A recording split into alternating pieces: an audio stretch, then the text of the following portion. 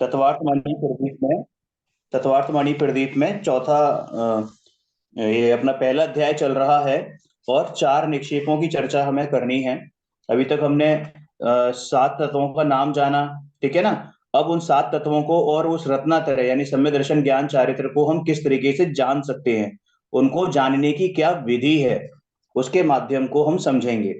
तो वो कैसे जानते हैं, बहुत सारे तरीके हैं।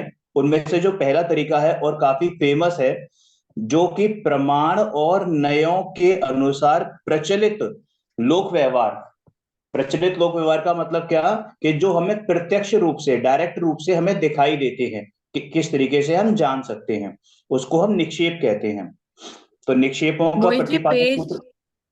मोहित जी सॉरी, हाँ, पेज नंबर बता दीजिए please. Page number physical book में 28 है।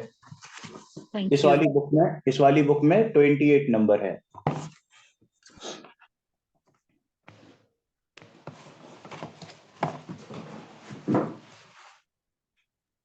ठीक है जी, मिल गया। पेज 28।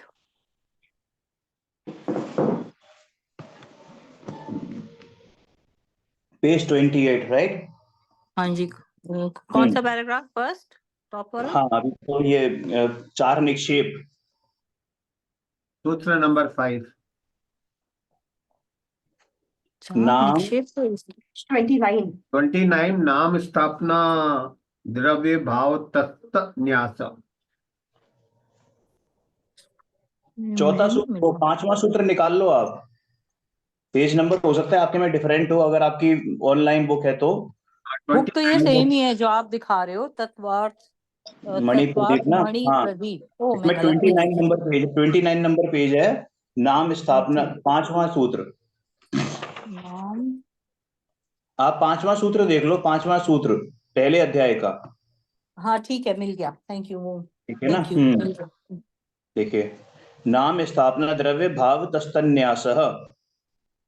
नाम स्थापना द्रव्य और भाव, इन चार निक्षेपों से उक्त सम्यक दर्शन आदि रत्नात्रय और सात या नौ तत्वार्थों का न्यास। न्यास का मतलब क्या होता है, प्रतिपादन होता है। प्रतिपादन मतलब उनके बारे में एक्सप्लेनेशन।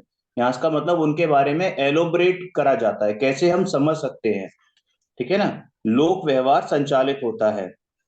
अब इनका सामान्य स्वरूप क्या है। नाम, देखिए, नाम निक्षेप, स्थापना निक्षेप, द्रव्य निक्षेप और भाव निक्षेप, ये चार तरीके के निक्षेप हैं, ठीक है। अब इनका स्वरूप क्या है वो समझते हैं।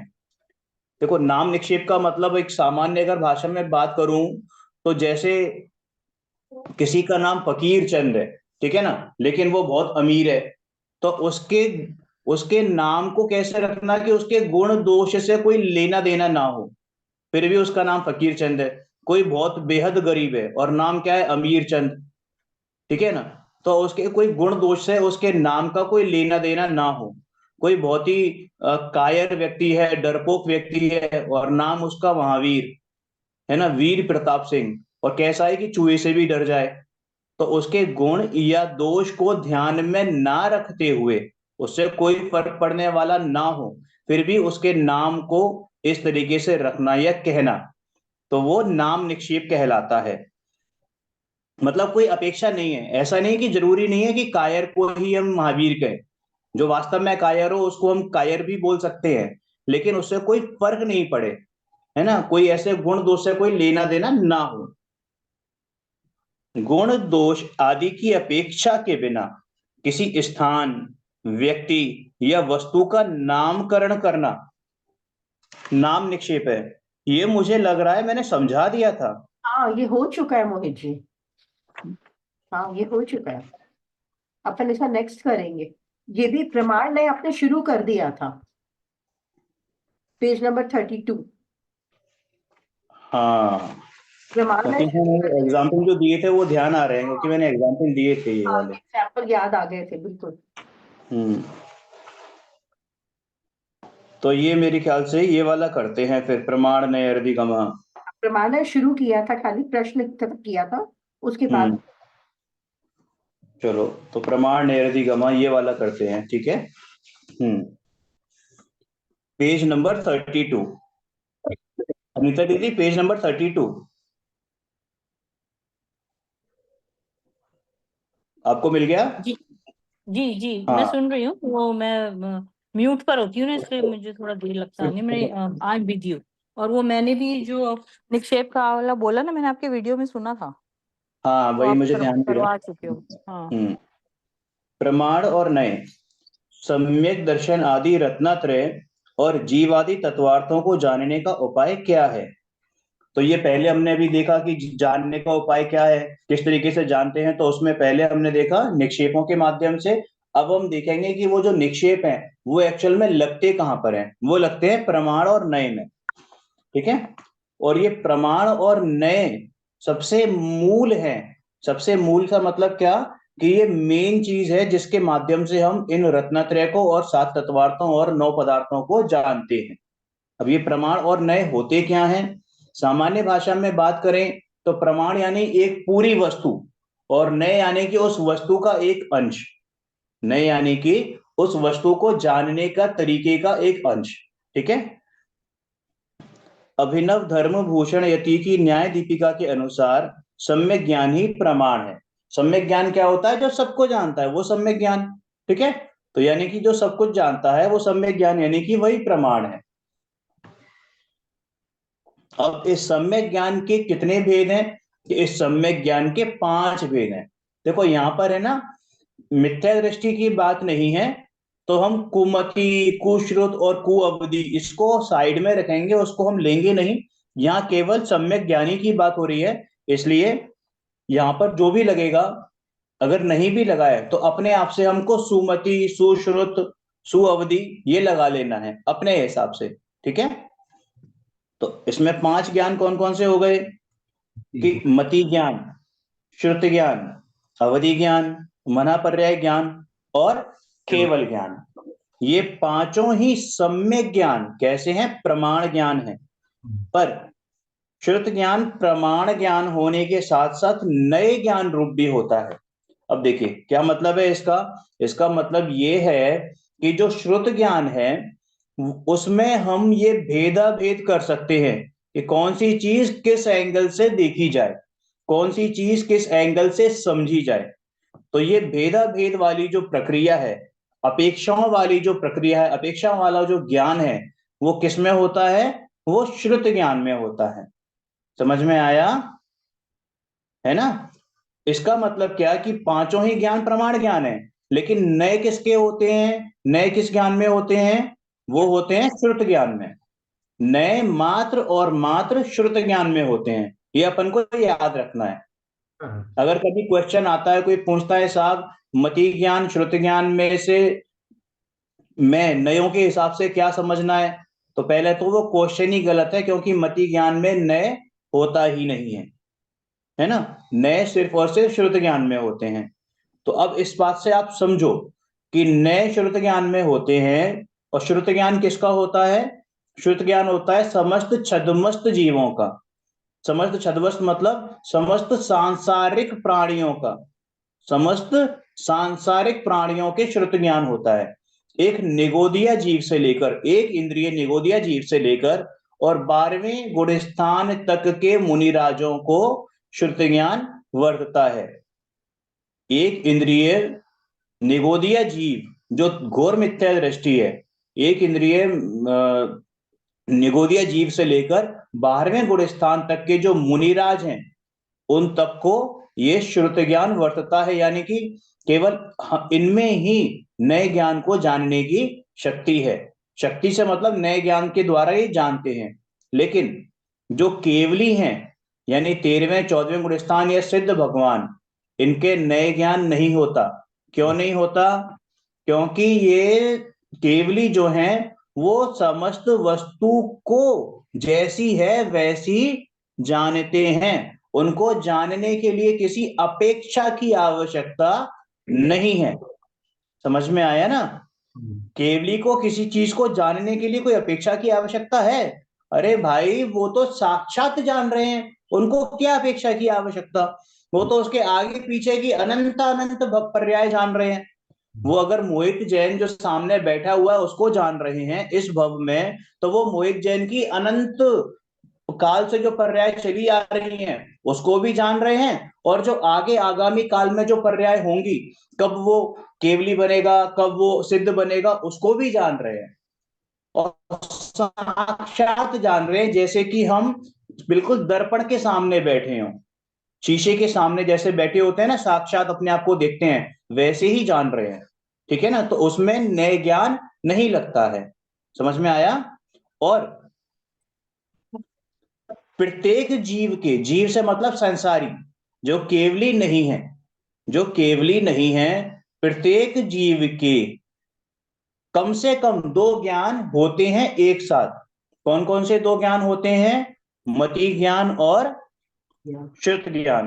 कौन कौन से होते हैं? मति ज्ञान और श्रुत ज्ञान। ठीक है। बाकी की जो अवधि ज्ञान है या मन पर्याय ज्ञान है, ये भूमिका के अनुसार या कर्मोदय के अनुसार होते हैं। समझ में आया? या तो पुरुषार्थ के अनुसार होंगे या कर्मोदय के अनुसार होंगे। अब देखिए, उक्त सूत्र में प्रमाण के पहले नए पद को रखना चाहिए था, क्योंकि नए पद में कम मात्राएं हैं, और जिस पद में कम मात्राएं होती हैं उसे पहले रखा जाता है, ऐसा व्याकरण का नियम है। तो क्या बोलते हैं, इसका आंसर क्या देते हैं? आपकी बात सही हो सकती है व्याकरण के हिसाब से, लेकिन जो वास्तव में पूज्य होता है, क्या होता है? पूज्य होता है, उसको पहले रखा जाता है। ठीक है, इस नियम के अनुसार यहाँ प्रमाण पद को पहले रखा गया है। नए से प्रमाण अधिक पूज्य है। क्यों पूज्य है? अभी तो आपने कहा कि नए के माध्यम से हम जानते हैं सब कुछ, अपेक्षाओं के माध्यम से, कि वो बात सही है, लेकिन नए के माध्यम से हम संपूर्ण वस्तु को एक साथ नहीं जानते। नए के माध्यम से हम उस वस्तु के किसी एक अंश को किसी अपेक्षा से जानते हैं। समझ में आया? जैसे कि यदि जिसने अपने पूरे जीवन में हाथी नहीं देखा हो, तो उसको हाथी समझाने के लिए कैसे समझाया जाएगा कि बेटा देख, जो खंबा है ना, खंबा, गोल खंबा, ठीक है, उसके जैसे तो उसके पैर होते हैं।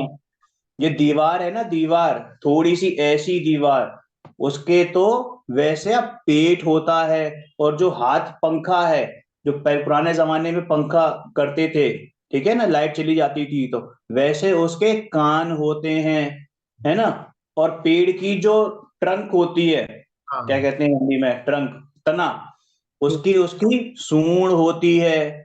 समझाते थे ना ऐसे। और झाड़ू जैसी उसकी पूंछ होती है। तो ऐसे समझाया गया। तो उसने क्या करा, हाथी के एक एक अंग को किसी ना किसी से कंपेयर किया, अपेक्षा करी। समझ में आया? तो एक एक अंग को लिया, एक एक अंश को लिया। हाथी संपूर्ण वस्तु, तो वो प्रमाण। ये दृष्टांत बता रहा हूं मैं आपको। हाथी संपूर्ण वस्तु, वो प्रमाण। और हाथी के एक एक अंश के बारे में, उसके एक एक अंग के बारे में जब हमने अलग अलग तरीके से बात करी, तो वो नए। समझ में आया? तो इसमें किसकी महानता ज्यादा है, मतलब कौन ज्यादा पूज्य है? प्रमाण की। प्रमाण की, क्योंकि उसमें संपूर्ण वस्तु समाहित हो गई। जी। समझ में आ गया? ठीक है। अब इसमें एक शब्द आया है कि वस्तु के एक देश को जानने को। एक देश का मतलब वही कि पोर्शन। नहीं नहीं नहीं नहीं नहीं, एक देश का मतलब सब कुछ नहीं, एक देश का मतलब कुछ कुछ, एक पोर्शन। अभी अनु जी ने सही बोला, एक पोर्शन, एक अंश को जानने में।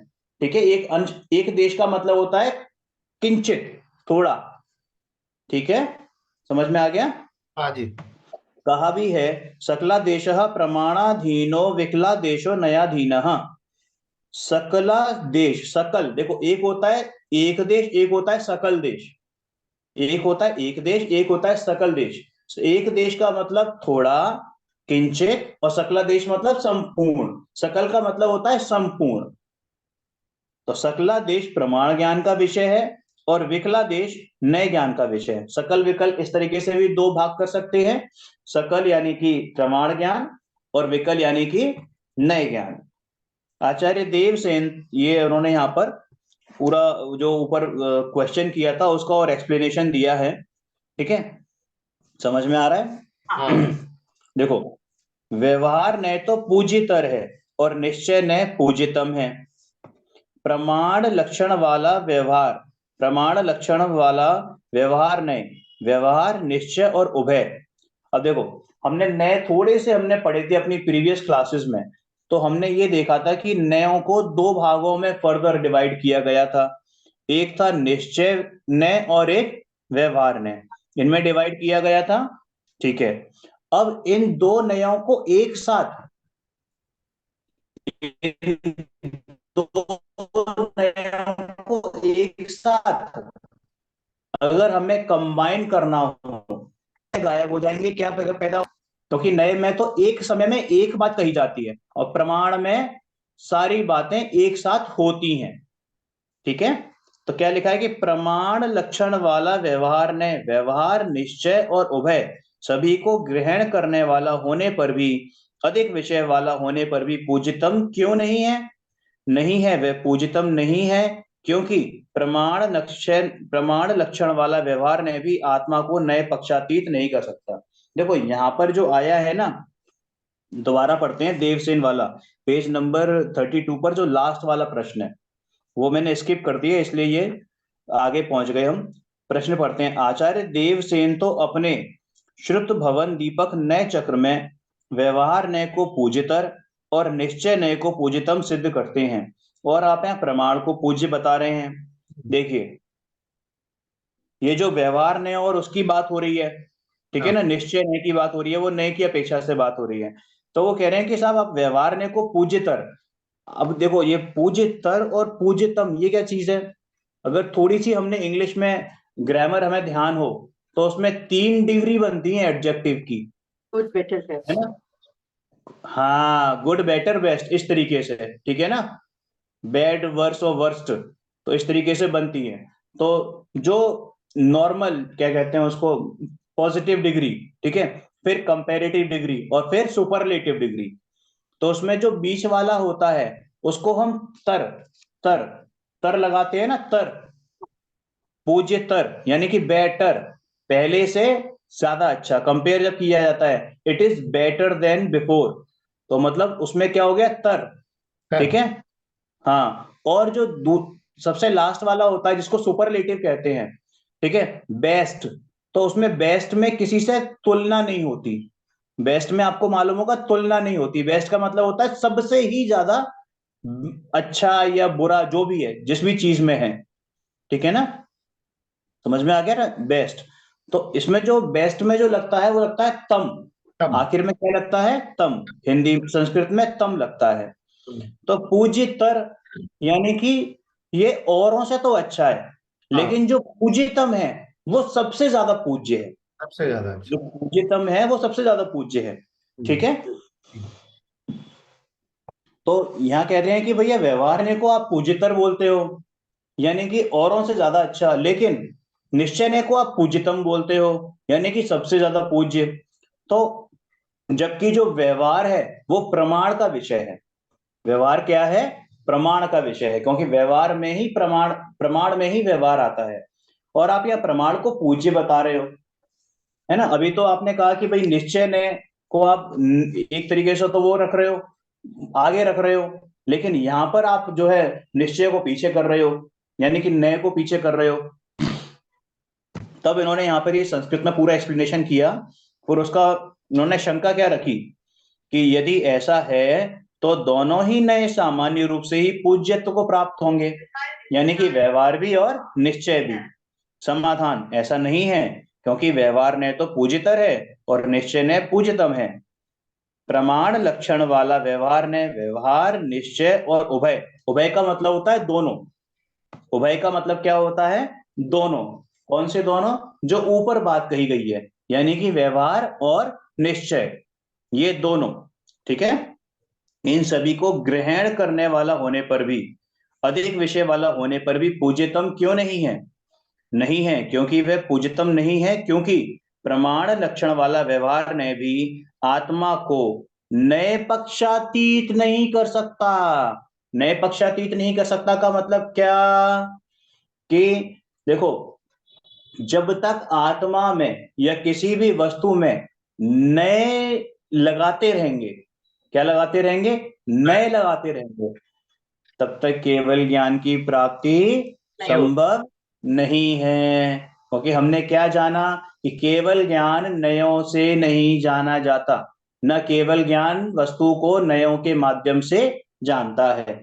यानी कि हमें क्या होना है, हमें नए पक्षातीत होना है, नए पक्ष अतीत, अतीत का मतलब उससे पार, नयों के पक्षों से पार होना है। समझ में आया? मोहित हमें जी क्या एक बार होना है? अतीत। हाँ जी। मोहित जी एक बार उभय बताइएगा, और उभय एक चीज और, मतलब, हाँ, उभय का मतलब होता है दो, दोनों, जहां तो पर व्यवहार दोनों को और कैसे नए। ग्रहण करेंगे? नहीं, व्यवहार और ग्रहण नहीं निश्चय करेंगे। दोनों को ग्रहण करेंगे?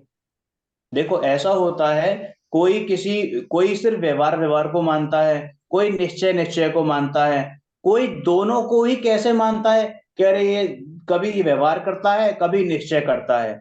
इस तरीके से उभय नय, है ना? अच्छा, और मतलब ये जो ऐसे नहीं प्रमाण, समझता कि जो यथार्थ स्वरूप है उसको नहीं समझता, यथार्थ स्वरूप नहीं समझता। कभी किसी एंगल पर तो क्या कहता है कि नहीं साहब, हम जो है व्यवहार व्यवहार करेंगे, है ना, क्योंकि व्यवहार से निश्चय होगा। और कभी कभी ये कहता है कि नहीं, हम तो निश्चय निश्चय करेंगे, हम तो नहीं जानते व्यवहार व्यवहार। तो इस तरीके से वो उभय हो गया।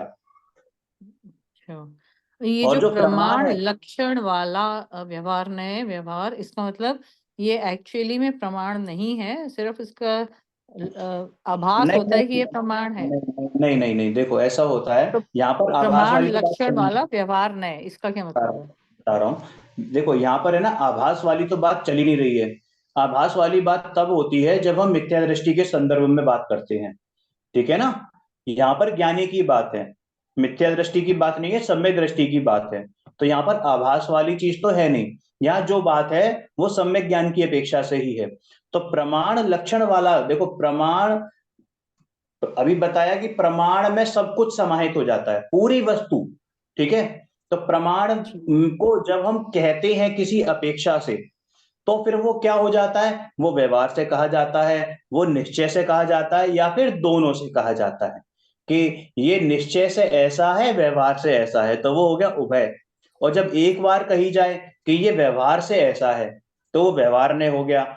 ये निश्चय से ऐसा है, तो वो निश्चय ने हो गया। और जब दोनों को एक साथ कहा जाए कि ये व्यवहार से ऐसा है और निश्चय से ऐसा है, समझ में आया?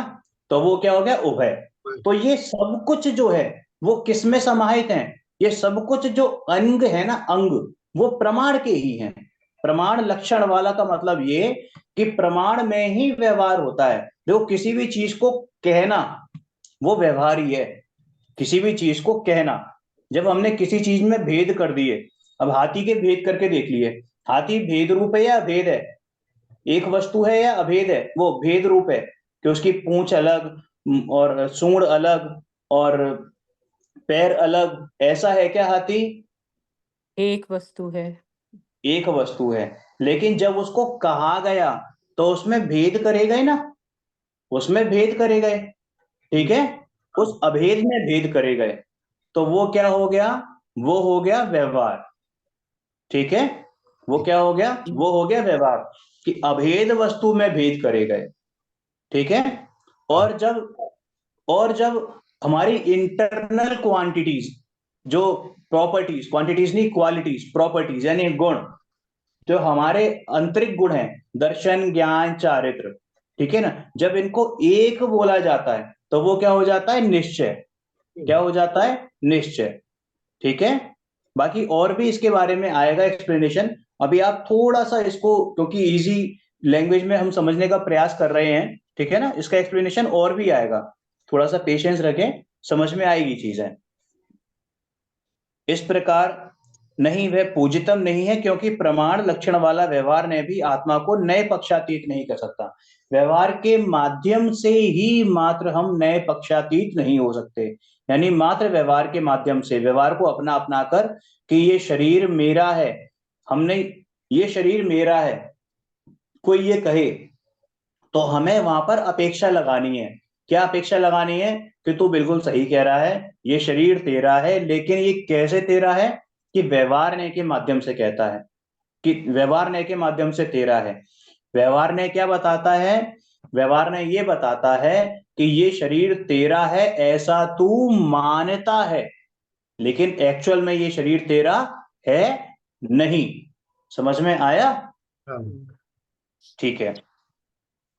वह इस प्रकार है, निश्चय का अंतर्भाव होने पर भी वह अन्य योग का व्यवच्छेद नहीं करता तथा अन्य योग व्यवच्छेद के अभाव में, ये थोड़ा सा मुझे भी कंफ्यूजन है, मैं सिर्फ इस पैराग्राफ को पढ़ देता हूं, आगे बढ़ेंगे हम।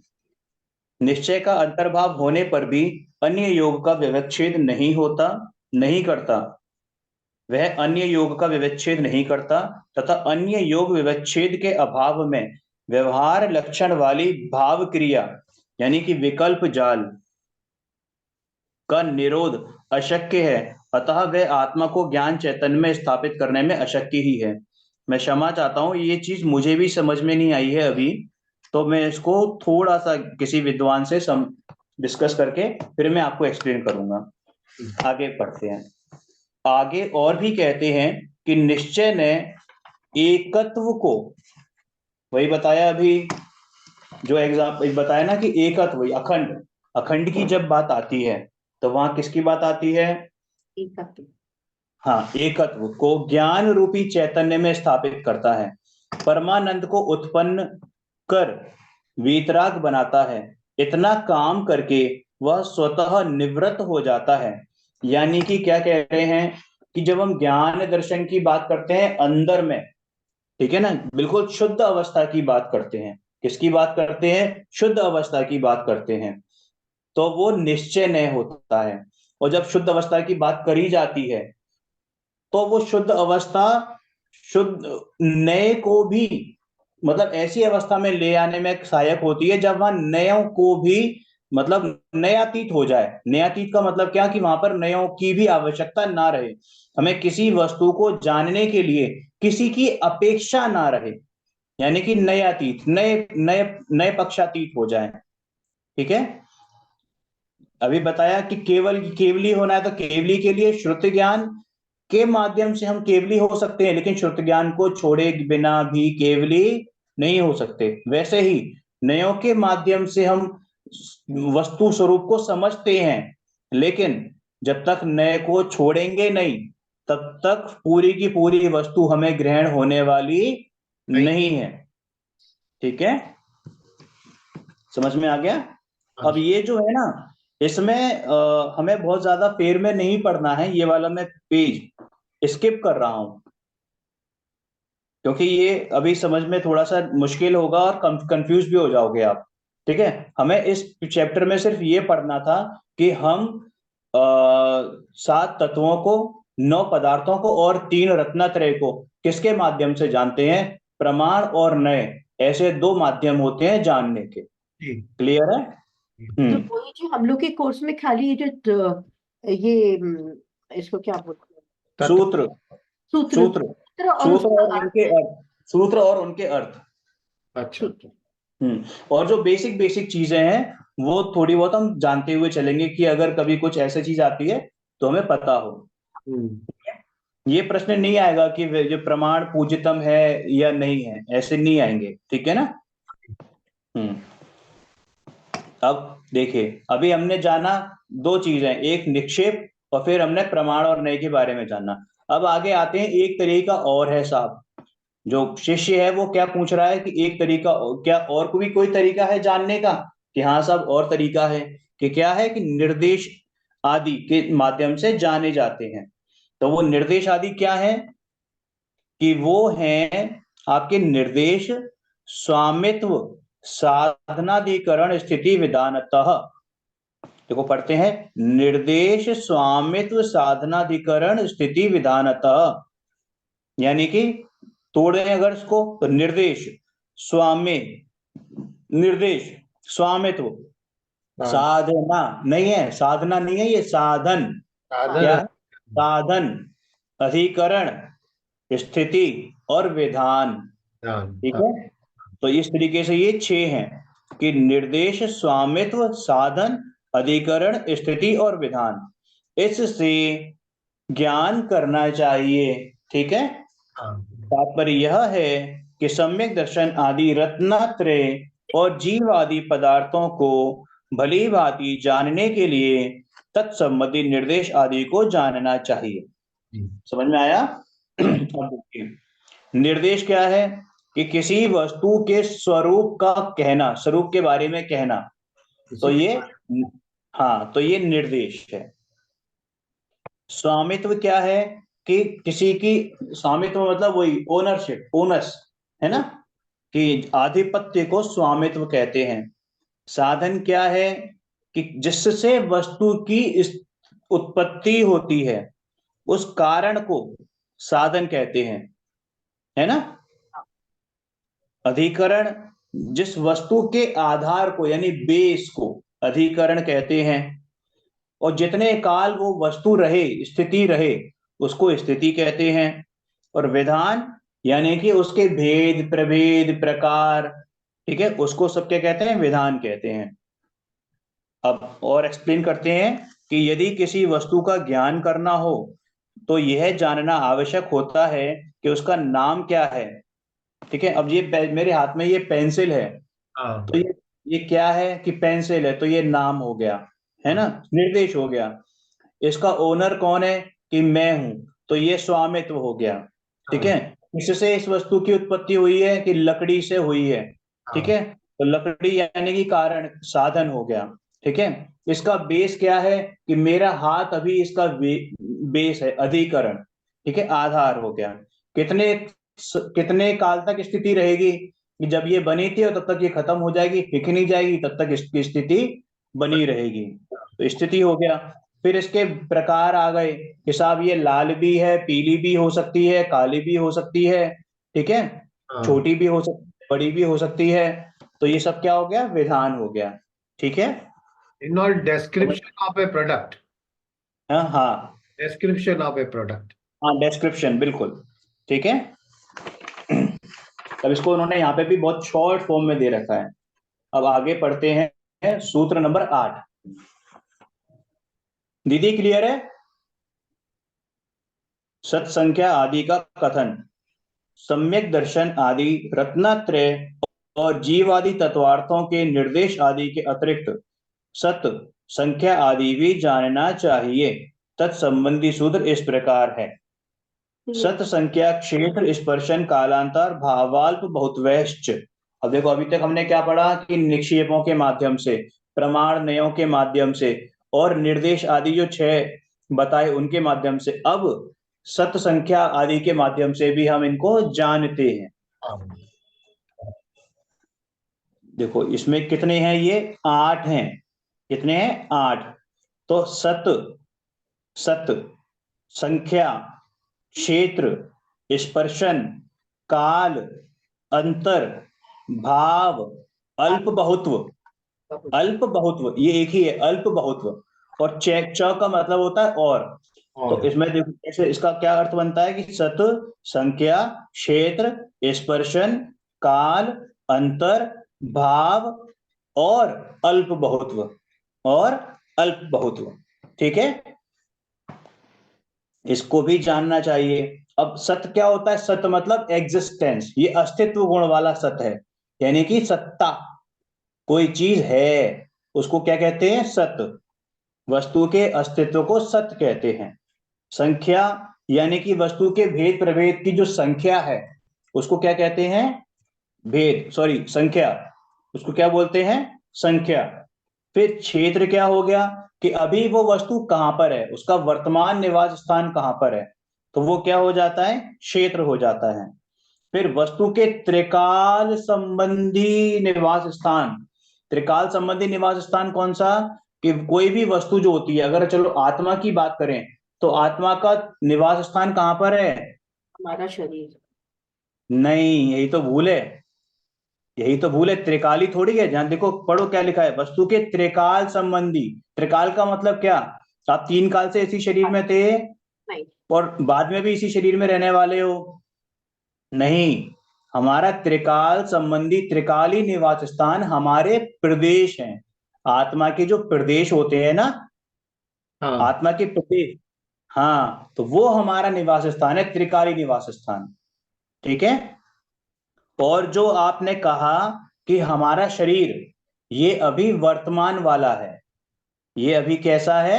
वर्तमान, ऊपर वाला वर्तमान निवास स्थान को क्षेत्र कहते हैं, ठीक है। और त्रिकाल संबंधी निवास स्थान को स्पर्शन, स्पर्शन वस्तु के त्रिकाल संबंधी निवास स्थान को स्पर्शन कहते हैं, यानी कि जो आत्मा के प्रदेश हैं वही हमारा त्रिकालीन निवास स्थान है। वस्तु के ठहरने की मर्यादा को क्या कहते हैं? काल कहते हैं, कि वो वस्तु कितने काल तक है, कितने समय तक है उस पर्टिकुलर निवास स्थान पर, ठीक है, तो उसको काल कहते हैं। फिर विरह काल को विरह का मतलब होता है जुदा होना, उसको अंतर कहते हैं।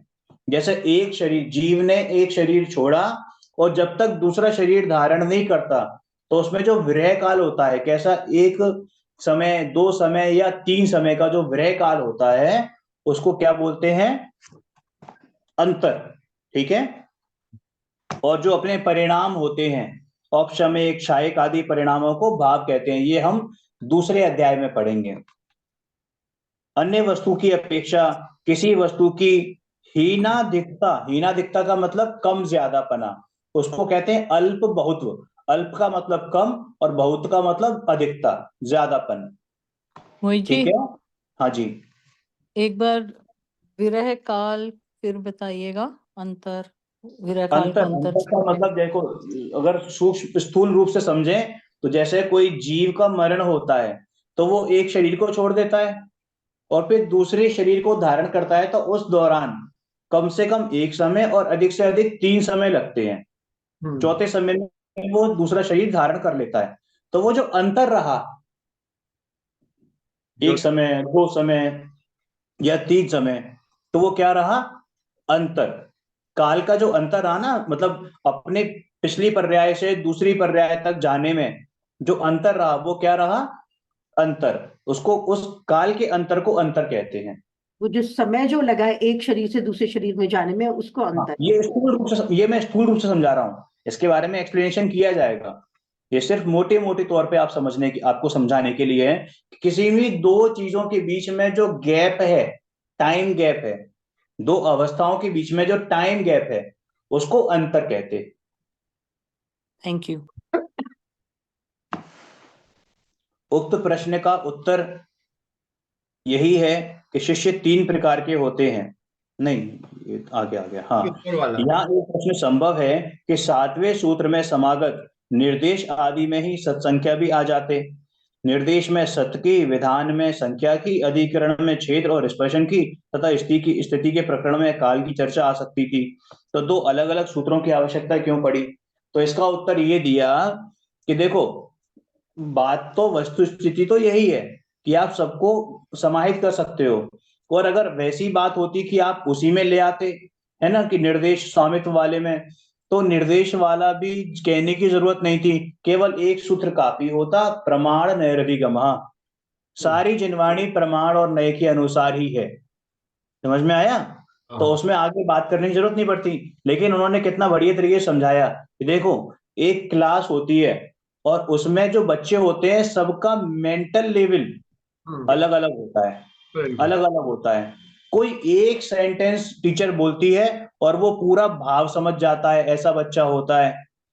कई बच्चे ऐसे होते हैं जब टीचर उसको, उनको 10 बार समझाती है, अलग अलग एंगल से समझाती है, अलग अलग दृष्टांत देकर, एग्जाम्पल देकर समझाती है, तब उसको समझ में आता है। लेकिन कई बच्चे ऐसे भी होते हैं जिनको बहुत ज्यादा विस्तार से समझाना पड़ता है, तब जाके थोड़ी सी बात समझ में आती है। ऐसे ही शिष्य होते हैं जिनको बहुत उत्कृष्ट रुचि होती है, तो उनको कुछ भी बोलो, वो गागर में सागर कहते हैं ना, वो समझ लेते हैं। कई ऐसे होते हैं जिनको जितना समझाया जाता है उतना ही समझते हैं, और कई ऐसे होते हैं जिनको बहुत समझाया जाता है तब जाके थोड़ा ग्रहण कर पाते हैं, ठीक है।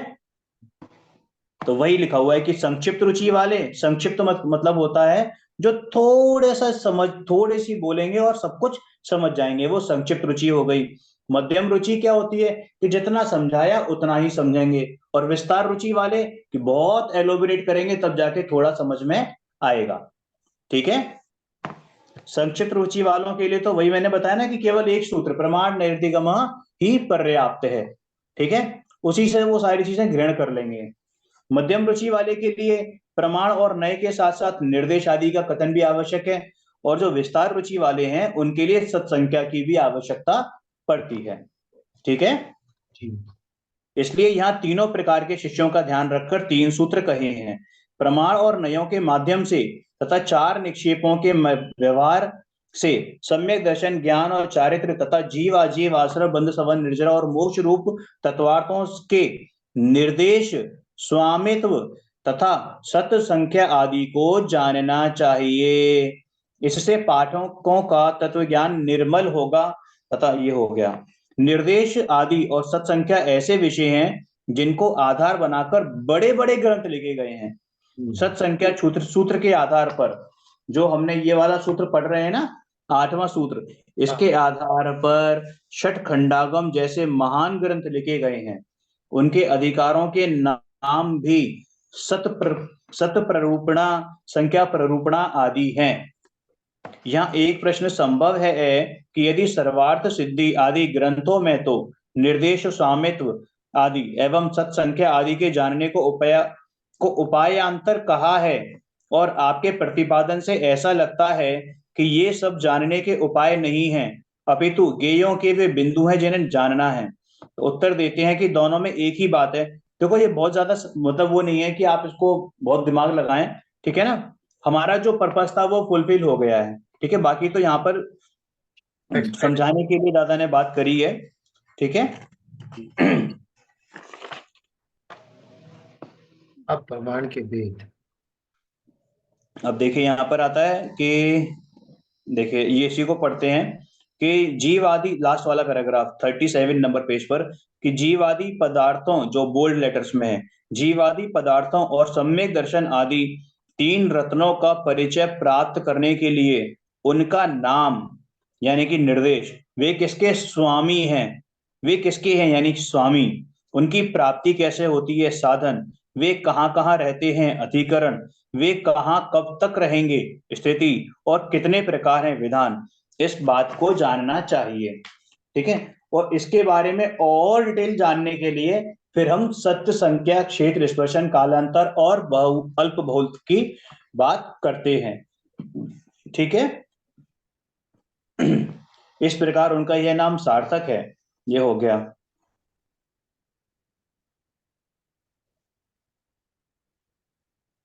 चलिए अब आते हैं सूत्र नंबर 9, प्रमाण के भेद प्रभेद। छठे सूत्र में प्रमाण और नयों की बात आई है। वहां यह भी स्पष्ट किया गया था कि सम्यक ज्ञान ही प्रमाण है। वह सम्यक ज्ञान 5 प्रकार का होता है। हमने नाम पहले ही जान लिए हैं। मति, श्रुतावधि, मनः पर्याय, केवलानी, ज्ञानम। मति, श्रुत, अवधि, मनः पर्याय, केवलानी, ज्ञानम। तो उसको एक साथ पढ़ेंगे तो कैसे आएगा, मति, श्रुतावधि, मनः पर्याय, केवलानी, ज्ञानम, ठीक है। अब ये 4 सूत्र एक साथ दिए हैं। 10वां सूत्र, तत्प्रमाणे आद्ये परोक्षम प्रत्यक्षम मन्यत, प्रत्यक्षम मन्यत, ठीक है। 9वें सूत्र का अर्थ क्या है कि मति ज्ञान, श्रुत ज्ञान, अवधि ज्ञान, मनः पर्याय ज्ञान और केवल ज्ञान, ये 5 भेद सम्यक ज्ञान के हैं। 5 प्रकार का सम्यक ज्ञान प्रमाण है। सम्यक ज्ञान के ये 5 प्रकार परोक्ष और प्रत्यक्ष के रूप में विभाजित होते हैं। देखो, तत्प्रमाणे 10वां सूत्र, उक्त 5 प्रकार का सम्यक ज्ञान प्रमाण है। तत् का मतलब ऊपर कहे हुए, है ना, तो वो कैसे हैं, प्रमाण ज्ञान है। फिर आद्य परोक्षम, आद्य का मतलब होता है शुरू के, और ये आद्य में द्वि विभक्ति है, द्विवचन है। आद्य में क्या है, 2 वचन है, तो शुरू के 2 परोक्ष हैं, परोक्ष हैं। परोक्ष और प्रत्यक्ष ये 2 विभाजित किए गए हैं। परोक्ष का मतलब होता है जिसमें किसी की अपेक्षा हो, जिसमें किसी की अपेक्षा लगे, किसी के माध्यम से जाने, वो कहते हैं परोक्ष। समझ में आ गया, इनडायरेक्ट। और प्रत्यक्ष का मतलब होता है डायरेक्ट, ठीक है। तो शुरू के 2 ज्ञान, मति ज्ञान और श्रुत ज्ञान, ये कैसे हैं, परोक्ष ज्ञान है। यहाँ पर इंद्रियों की आवश्यकता होती है, यहाँ पर शरीर की आवश्यकता होती है, यहाँ पर जो हमारी गति है उसकी आवश्यकता होती है।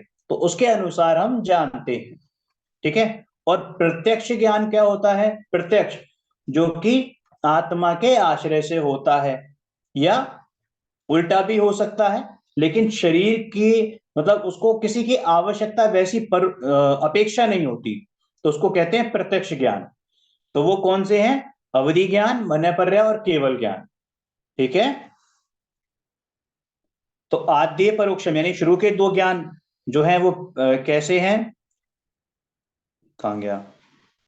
मति ज्ञान और श्रुति ज्ञान, ये दो सम्यक ज्ञान परोक्ष प्रमाण हैं, और अंत के तीन अवधि ज्ञान, मनःपर्य और केवल ज्ञान ये प्रत्यक्ष प्रमाण है। पराधीन ज्ञान को परोक्ष कहते हैं और स्वाधीन ज्ञान को प्रत्यक्ष कहते हैं। क्लियर हो गई बात? पराधीन मतलब कि किसी की अपेक्षा, और स्वाधीन मतलब जो मेरे में है, ठीक है।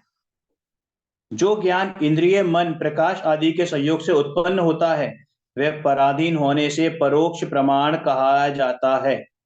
समझ में आ गया? देखिए जैसे अभी इस मेरी कमरे की लाइट जल रही है और मुझे पढ़ने में आ रहा है, अभी मैं लाइट बंद कर दूं, सारी खिड़की दरवाजे बंद कर दूं, ठीक है, और जरा सी भी रोशनी नहीं हो, तो क्या मैं इसको पढ़ पाऊंगा? नहीं पढ़ पाऊंगा। तो इसका मतलब इसमें क्या क्या चीजें निमित्त बन गई कि मेरी आंखें निमित्त बनी, मेरा चश्मा भी निमित्त बना, ये लाइट जो प्रकाश थी वो भी निमित्त बनी, ठीक है। तो मेरी डिपेंडेंसी हो गई, तो ये कैसा ज्ञान हो गया?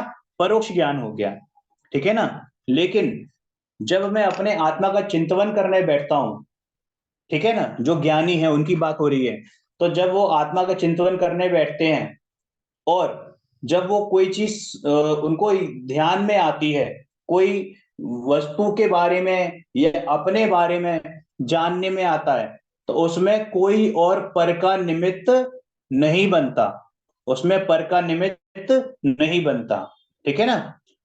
समझ में आ रही ना बात?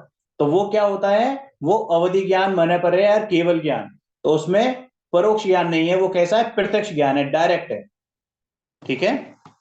उसमें ना तो मन की अपेक्षा है, ना किसी इंद्रिय की अपेक्षा, और ना ही ये लाइट वगैरह की अपेक्षा है। परंतु जिस ज्ञान में इंद्रिय, मन, प्रकाश आदि के सहयोग की आवश्यकता नहीं है वह ज्ञान प्रत्यक्ष प्रमाण है। प्रत्यक्ष प्रमाण भी दो तरीके के होते हैं, एक होते हैं सकल प्रत्यक्ष और एक होता है देश प्रत्यक्ष। सकल प्रत्यक्ष तो होता है केवल ज्ञान, और देश प्रत्यक्ष होते हैं अवधि ज्ञान और मनःपर्य ज्ञान। सकल मतलब संपूर्ण, ठीक है। समझ में आया?